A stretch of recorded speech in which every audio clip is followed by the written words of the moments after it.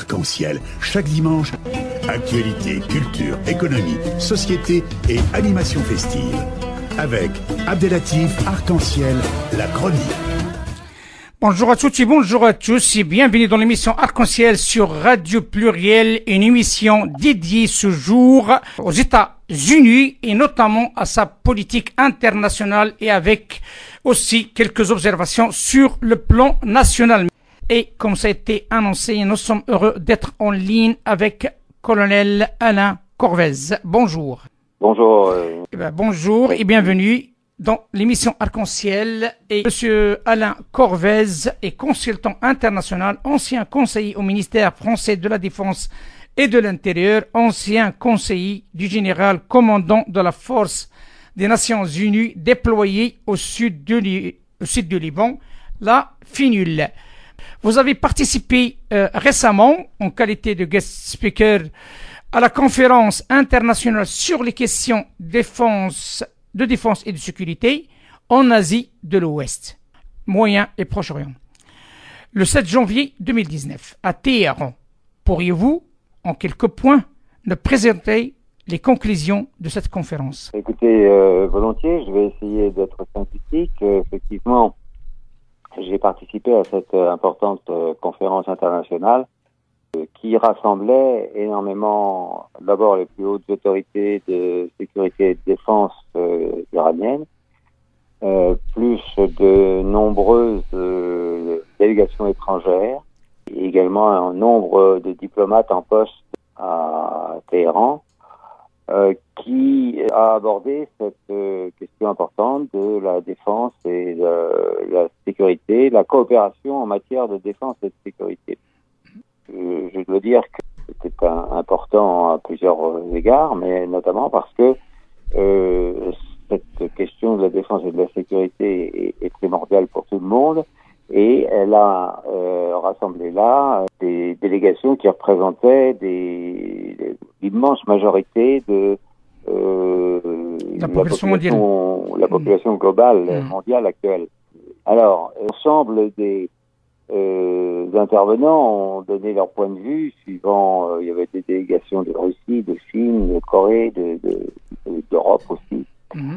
L'ensemble des intervenants ont présenté leur vision des choses, mais grosso modo, dans l'ensemble, il a été une sorte de consensus sur le fait que le terrorisme était la menace principale pour l'ensemble du monde, et que il fallait donc s'organiser, et que dans ce cadre-là, la résistance que la Syrie avait montrée face au terrorisme, aidée en grande partie par ses alliés russes et iraniens, mais chinois également, était en train de remporter de grands succès, et les Iraniens ont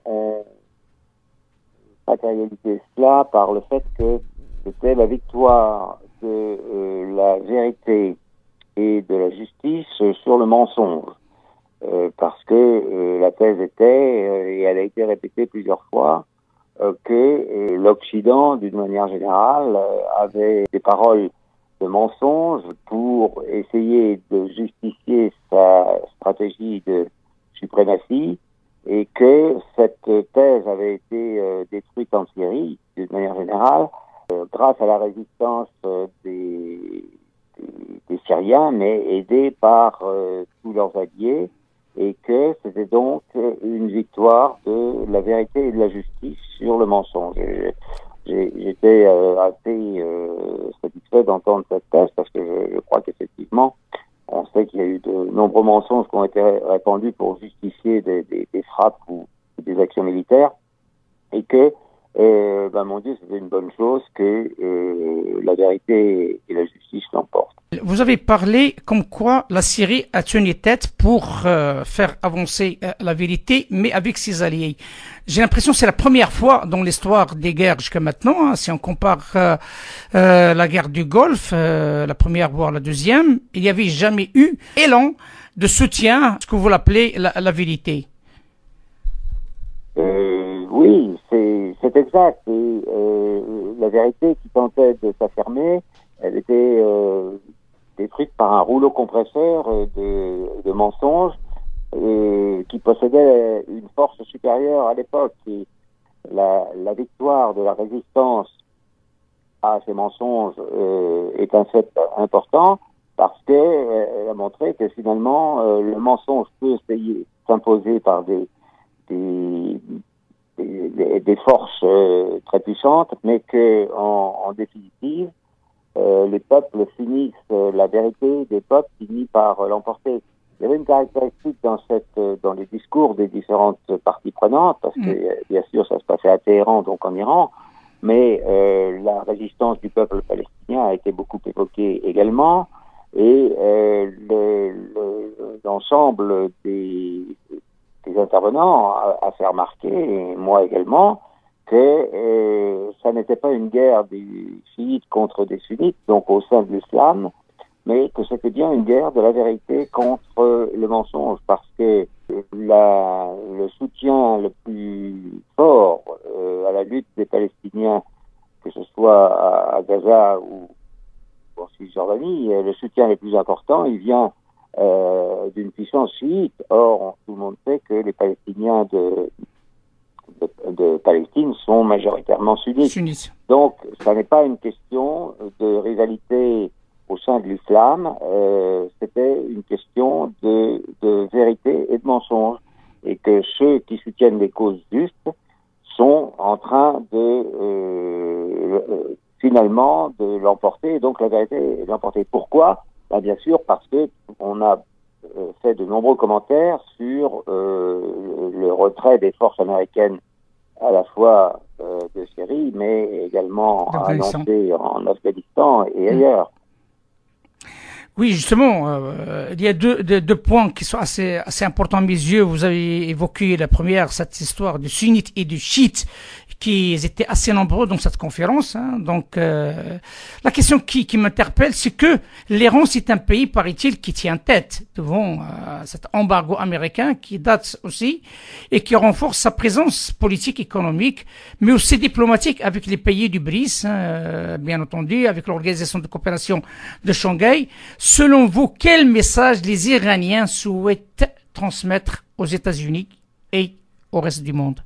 Eh bien, vous avez tout à fait raison. Effectivement, les Iraniens sont l'objet des sanctions américaines très fortes. Ils sont l'objet d'hostilité de la part de certaines puissances musulmanes de la péninsule arabique. Mais néanmoins, l'Iran résiste et même montre sa faculté de résilience et de répression au mensonge et à l'hostilité, parce que, bien sûr, l'Iran souffre des sanctions économiques qui rendent la vie plus difficile pour les Iraniens, mais on voit bien que la politique américaine n'a fait que renforcer la cohésion au sein de l'Iran, qui a d'ailleurs, personne ne manque, meurt de faim en Iran. Les gens ne vivent pas dans l'opulence, mais tout le monde vit. Il y a des denrées dans toutes les provinces d'Iran, dans les marchés. Ils ont développé une agriculture vivrière très importante.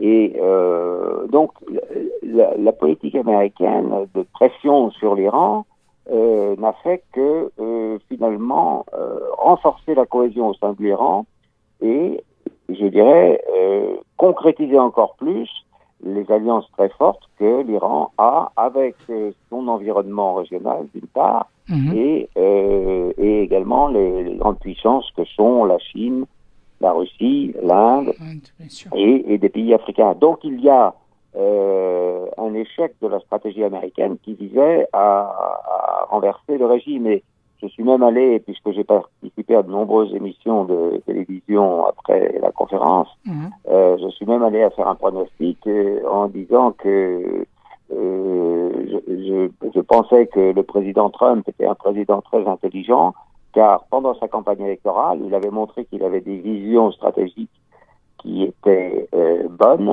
mais qu'il n'a jamais pu les appliquer ensuite parce que les puissances obscures qui en réalité gouvernent les États-Unis l'en avaient empêché.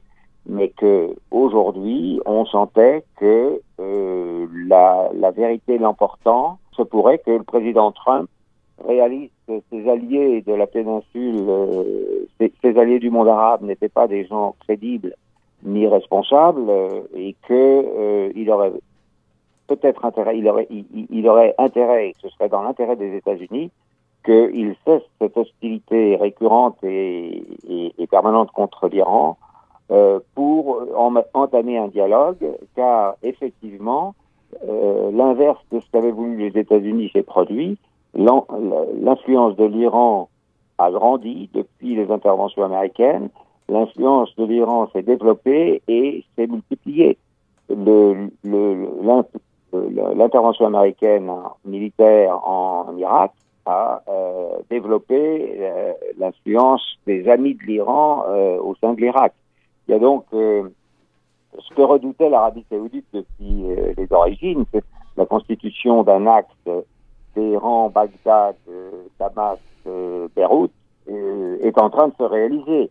Il y a donc un échec patent de la stratégie américano-saoudienne et du coup une inquiétude de la part d'Israël qui, avec ce retrait de l'influence et de la présence américaine au Moyen-Orient, va se trouver isolé et dans une situation beaucoup plus délicate que celle qu'il avait jusqu'alors. Vous avez parlé qu'il y a un certain nombre de pays européens qui ont participé à cette conférence, et notamment 4 pays, 3 pays plutôt, et le 4e qui fait partie de la coalition, c'est le Japon. On parle de l'Autriche et aussi l'Allemagne et l'Italie. Je parle des pays européens, sont connus par la présence du souverainisme dans leur exécutif. Est-ce que peut-on parler d'une fracture au sein de ces pays de la coalition vis-à-vis de l'Iran ou pas? Alors, j'ai fait allusion à la position de l'Europe vis-à-vis du Moyen-Orient. Et effectivement, je pense que l'Union européenne est confrontée à de gros problèmes parce que il faut bien reconnaître que la géopolitique européenne soit inexistante, soit très faible, et que de nombreux pays se révoltent maintenant contre la gestion technocratique et bureaucratique de Bruxelles. Et vous avez cité quelques pays à juste titre, mais il y avait dans la salle de nombreux attachés de défense, et il y avait des attachés de défense de pays d'Europe, de l'Union européenne. Il y avait, en plus des pays que vous avez cités, je pense qu'il y avait le pays de Roumanie, Bulgarie, Hollande, je crois également. Bon, ce qui ne veut pas dire que ces pays-là sont sur la même ligne, mais au moins ils participaient au débat pour montrer l'intérêt qu'ils portaient à ces questions. Et je pense que il y a, tout le monde a pu le constater, au sein de l'Europe, de plus en plus de pays qui refusent la gestion démocratique, technocratique de Bruxelles, et la Hongrie notamment également, qui est un pays en pointe contre cette gestion, et qui reproche à ces pays de renier leurs racines européennes. Et j'ai eu plaisir à dire d'ailleurs lors de mon intervention que les racines européennes de l'Europe, c'était des racines chrétiennes, et que en tant que chrétien, comme nous avions commencé la conférence par un artiste qui avait psalmodié des versets du Coran, je disais que j'étais heureux de voir que on plaçait cette réflexion politique sur la répression l'opposition à l'oppression sous le regard de Dieu, qui est une référence spirituelle que, hélas, l'Europe a perdu, car elle est maintenant dans une civilisation matérialiste qui est loin de toute référence spirituelle, et c'est sans doute pour ça qu'elle est en perte de vitesse. Et donc, voilà, au sein de l'Europe, de nombreux pays maintenant refusent cette gestion matérialiste et technocratique de l'Union européenne. Vous avez parlé dans votre note, colonel Alain Corvez, de deux points assez importants. Vous avez parlé du monde arabe et cette vocation sunnite-chiite aussi, qu'il y a une harmonie, d'autant plus que le monde arabe, comme vous le savez, il est presque disloqué, hein, donc il y a des problèmes de l'Est à l'Ouest, soit sur le plan social, soit sur le plan économique, tout le monde le sache, mais aussi sur leur vision de politique étrangère. Mais aussi, vous avez évoqué un point très important qui me touche à titre personnel. Vous avez parlé de la France. Vous avez évoqué, dans votre note, l'influence désastreuse de la secte. Et donc, plus que jamais, d'actualité au ministère des Affaires étrangères français. De quoi s'agit-il? Oui, alors, c'est pas moi qui en ai parlé dans ma note, c'est mon ami, le général Dominique Delabarre, effectivement, émis une note très intéressante sur ces questions-là, et il voulait parler du fait que la politique étrangère de la France est depuis plusieurs années maintenant, comme je le disais tout à l'heure, pratiquement inexistante, et a fait que la France a perdu toute influence sur les crises du monde, et notamment sur les crises du Moyen-Orient, mais parce que elle est effectivement dirigée par ce que certains ont appelé une secte, qui vit dans une bulle idéologique et qui ne cherche pas à regarder les choses telles qu'elles sont, mais telles que son idéologie voudrait qu'elles soient. Et la politique étrangère française est dirigée maintenant par un petit nombre de sectataires, des gens qu'on dit membres de cette secte, qui sont partisans à fond d'un alignement sur la politique américaine et sur la politique israélienne, parce que les deux sont liés. Et toute l'idéologie et la volonté de ces gens-là est de soutenir une géopolitique américaine et une géopolitique israélienne, ce qui fait que sur les grands conflits du moment, on n'est pas dans le réalisme qui devrait présider aux décisions en matière de politique étrangère, mais on est dans l'idéologie où on prend des positions favorables aux États-Unis et favorables à Israël. C'est pour ça que certains ont appelé ces gens qui sont réunis autour du ministre, qui sont peut-être, je ne sais pas, une trentaine ou une quarantaine, qui écartent les vrais orientalistes du Quai d'Orsay qui existent pourtant et qui sont capables de bien comprendre l'Orient compliqué et qui pourrait donner des conseils ou en tout cas des nuances dans la politique française, pour la politique française. Cette secte impose une vision idéologique qui est celle que je précisais en étant une politique de soutien unilatéral à la politique américaine au Moyen-Orient. Et donc c'est regrettable, mais c'est ce qui nous a fait perdre tout crédit dans les grands problèmes du monde, et en particulier dans le problème du Moyen-Orient. Donc, de plus en plus, la France s'affaiblit sur le plan international, si j'ai bien compris? Oui, la France à cause de ces positions qui ne sont plus des positions... on est très loin de la politique d'indépendance du général de Gaulle, d'indépendance entre les deux blocs. À l'époque, c'était le bloc communiste et le bloc libéral.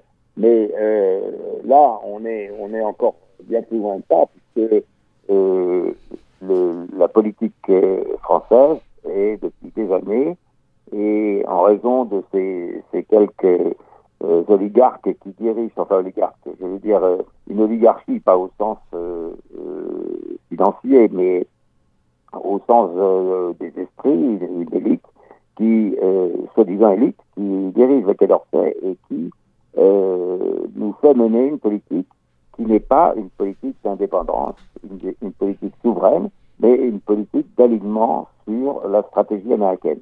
Comme aujourd'hui on voit que la stratégie américaine est en perte de vitesse et que le président Trump s'en rend compte, le réalise et qu'il décide de changer, eh bien nous allons nous trouver complètement en porte-à-faux dans notre politique au Moyen-Orient, et on en a déjà eu des preuves en Syrie où on ne sait plus ce que nos forces françaises sont capables de faire là-bas, et ni même pourquoi elles y sont.